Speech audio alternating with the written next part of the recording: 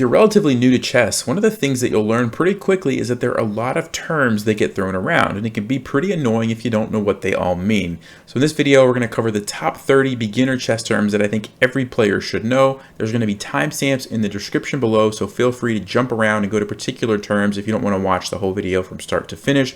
For those of you who are a little bit more advanced, be on the lookout for part 2 and 3, where we're going to really get into some of the unique and interesting terms. But for right now, we're starting with the basics. Let's get started.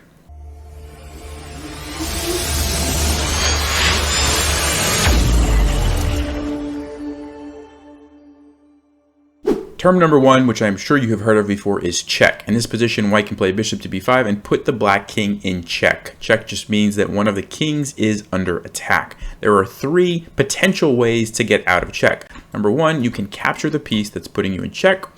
Number 2, you can block the check unless it's a knight. And number 3, you can move your king off of the square. Term number 2 is checkmate. This is just like check, where one player's king is under attack. The difference is that with checkmate, there's nothing that they can do to get out of it. In this position, you can't go there because the queen still attacks you. You can't capture it because it's defended by the bishop, and you can't block because there's no spaces in between. Term number 3 is a draw. This simply means that the game is a tie. Both players get half a point, nobody wins and nobody loses. There are several different ways you can get to a draw. You can agree to a draw, or you can get, like in this position, if white moves here, this is considered a stalemate because black's king is not being attacked, but he can't move anywhere because the queen covers all those squares. So this is also a type of a draw, which is term number 4, stalemate. Term number 5 is perpetual check. This is also another type of a draw. In this position, white has a clear advantage. He has a lot more pieces than black. He's ready to get checkmate in any number of different ways, but he's got to get out of check. And if he moves down, black can simply check him again, check him again, check him again. And this is a situation known as perpetual check because black can simply do this all day long, back and forth, and white can't ever get out of check. So this is just a draw. Term number 6 is resign. If your position is so incredibly hopeless that you just can't bear to play one more move, you could resign and just give up the game. Even though technically in this position the game is not over, you could understand why white might resign. Term number 7 is called promotion. This is when you get one of your pawns all the way to the end of the board. When you do, you can choose whichever piece you would like. Usually most players get a queen because that's the best piece to get. Term number 8 is rank. So ranks are the rows that go side by side on a chessboard. So rank 1, rank 2, rank 3, all the way up to rank 8. And white will always start on rank 1 and 2, and then black's pieces will be on rank 7 and 8. Term number 9 is file. So the columns on a chessboard are called files, and you have A file, B file, C file, all the way to the H file. Term number 10 is diagonal. These are just the squares that are connected corner to corner. So this is the long diagonal going this way. This is another diagonal. These are shorter diagonals here, and you get the idea. Term number 11 is castling. This is one of the special moves in chess where you bring your king over 2 squares and the rook jumps to the other side. Castling is the only move in chess when your king can move 2 squares at the same time. It's also the only time a rook can jump over another piece. And remember that if you ever move your king somewhere, you cannot castle. And if you ever move a particular rook, you cannot castle on that side of the board. You also cannot castle if you are in check. Very similarly, terms number 12 and 13 are castling short and castling long. If you ever hear the term castle short, it simply means castle on the king side of the board like this. And if you hear castle long, it simply means castle on the queen side like this. Term number 14 is en passant. It's another special move in chess. Whenever your pawn, if you're white, is on the 5th rank, or if you're black, it would be on the 4th rank, and another pawn advances 2 spaces so that it is now side by side your pawn, you can capture it just like you would take a normal pawn, and this goes away. So if this pawn only advances 1 space, you could capture it. If it advances 2 spaces, you can also capture it using en passant. Remember, you only get 1 chance to do en passant, so if you wait one move, do something else, then you cannot come back later and do it. You only have 1 chance. Term number 15 is an illegal move. If in this position black tries to move his bishop over here, well, first of all, the computer's not letting me do it, but if you were playing in an actual board and tried to do that, that would be considered an illegal move because bishops cannot jump over pawns. Term 16 is center. So whenever people talk about the center in chess, they're referring specifically to these 4 central squares. It's one of the most important areas on a chessboard, and you will hear it talked about a lot.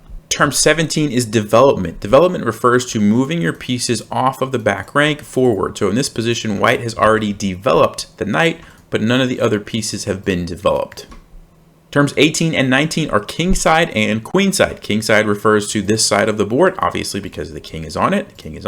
And Queenside refers to this side of the board, again, because the queen is on that side of the board. Term number 20 is Blunder. Blunder is a very, very big mistake, which is going to either cost you checkmate or cost you one of your valuable pieces. In this position, if black plays queen to f6, that is an example of a blunder because he's losing his queen for only a pawn. Big mistake.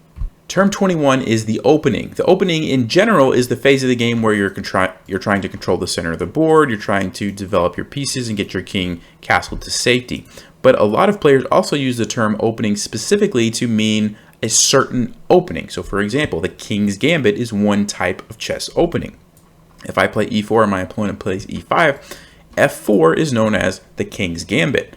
Alternatively, if I play knight f3, knight c6, bishop c4, bishop c5, and now I play b4, this is known as the Evans gambit. And there are tons and tons of different openings that you could learn. Term 22 is the middle game. As you would expect, this comes right after the opening phase of the game. Usually, I like to think of it as if both players are castled and both players have developed all of their pieces, you're probably either at the middle game or will be there very shortly. So in this case, in the Evans gambit, we're still in the opening, but after capture, c3, bishop e7, castles, knight f6, d3, d6, bishop g5, bishop g4, knight b to d2, castles. At this point, I would say we've entered the middle game because everybody's castled, all the pieces are out, and most likely players are not really in any kind of opening preparation at this point, so we can probably say we've safely entered the middle game. Term 23 is the end game, and as you would expect, this is what happens after the middle game. Now, exactly where it changes from the middle game to the end game could be debated, but in this game, if we capture, let's go here, capture, I'm just trading a bunch of pieces. Takes, let's say I move here, which is not really a great move, but takes. This is pretty close to an endgame. Maybe if a pair of rooks get off the board, you would definitely be in the endgame, but this is getting really close right here. Term 24 is threat. Threat just means that you're making some sort of an attack that your opponent has to deal with. In this position, if we play queen to h5, we are making a threat on f7, which in this case happens to be checkmate. It doesn't always have to be a checkmate threat. You can simply make a threat that attacks another piece, but it's something that your opponent has to react to or something bad is going to happen. Term 25 is bishop pair. This is used when one player has both of their bishops left. Usually it's used in a position like this. If white were to capture, black were to capture, white were to capture, black were to capture, and you're analyzing this game, you would say, black has the bishop pair. White does not because he traded off his bishops. And this is considered a good thing sometimes if you're able to open up the position, because when the position is open, bishops really perform well because they're long-range pieces. They can control a lot more squares than the knights would be able to. But if it's a closed position, like this is somewhat closed, there's lots of pawns kind of blocking the diagonals, the bishops aren't doing as much as if you can open up the position. Term 26 is Fool's Mate. It is the shortest possible way for a chess game to end in just 2 moves. If white makes the mistake and plays f3, black plays e6, g4, black's queen can come in on the second move of the game and it is checkmate. White has no way to deal with this check. Fastest possible way to end a game. Term 27 is known as the scholar's mate. If you've ever heard of your friends talk about the 4-move checkmate, or maybe they've tried to do it on you, this is how it goes. e4, e5, you bring the bishop out, lining up on that square. The queen comes out either to f3 or to h5, and if you don't defend it, we talked about this earlier, but the threat is checkmate. A lot of players will play knight f6 here trying to attack the queen, and they fail to realize that it's game over. And if you struggle with getting checkmated in 4 moves like this, I have another video on the channel. I'll link it below. You can watch that, and I talk about how to prevent the 4-move checkmate so that this doesn't happen to you. Term 28 is trade, and this just means when you capture a piece and give up a piece of the same value. So bishops are worth 3 points, knights are worth 3 points. So we would say if you capture and capture, you've made a trade. You lost 3 points, but you got 3 points. It's an even trade. Term 29 is tactic. A tactic in chess is a sequence of moves that somehow benefits you. And usually you have to kind of find these tactics when you're playing the game. So here's an example of a little tactic that's kind of an opening trap where white can capture the pawn on e5, giving up his queen for free. And if black captures it, white can take with check, king moves up, and the knight comes in And it's a beautiful checkmate because the king is trapped. The bishop's controlling here, knight's controlling here, knight's controlling here. Everything is, you know, that's defended by the knight. Black is in checkmate. So that's a little tactic that we use to get checkmate. Sometimes you can have tactics that do other things like win a piece or win a pawn or even just maneuver a piece into a better position. All of those would be considered tactics.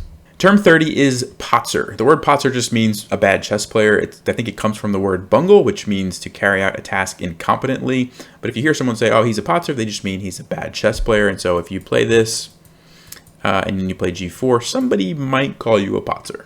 All right, so if you learned a new term in this video, let me know in the comments below which one it was. And for those of you who thought this video was too easy, don't worry, I have part 2 and 3 coming out very soon, which is going to have a lot more unique and interesting terms, and I'm willing to bet that there's probably going to be at least 1 or 2 that you've never heard of, but we'll have to wait and see. Anyway, as always, thanks for watching, stay sharp, play smart, and take care.